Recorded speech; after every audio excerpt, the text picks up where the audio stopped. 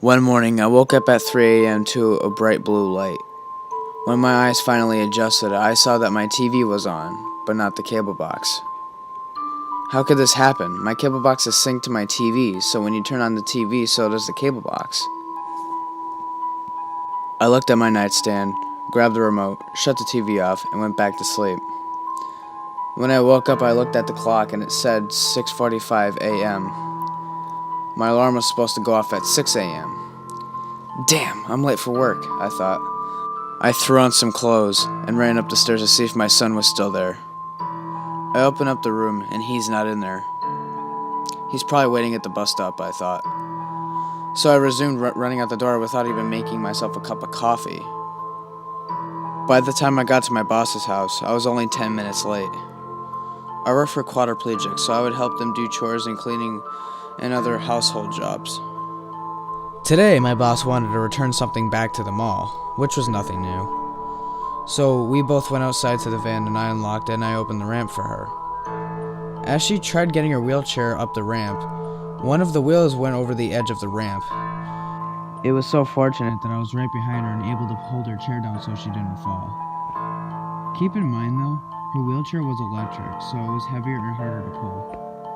Eventually, I gathered enough strength to pull her chair enough to get her completely on the ramp. As I was driving, I took the highway, which was probably not a good decision considering the fact that it was a busy Monday morning.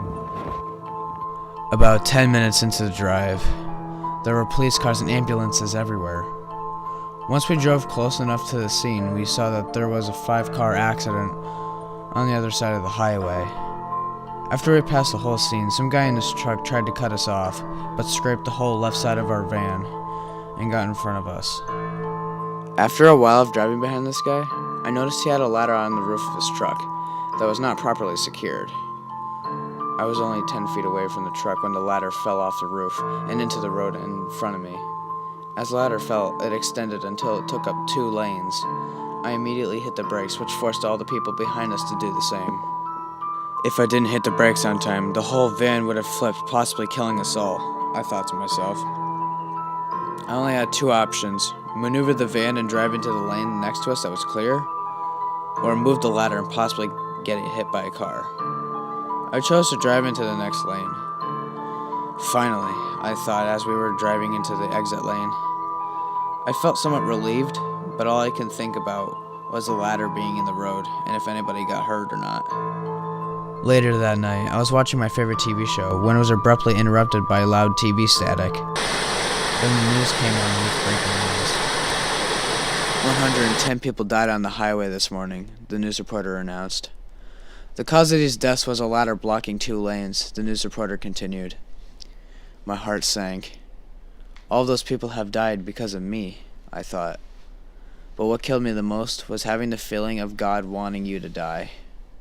Well, even if there is a God. This story is based on true events. If you want to see more videos, why not subscribe? Also, follow me on Twitter and Facebook. I will leave all the links in the description below.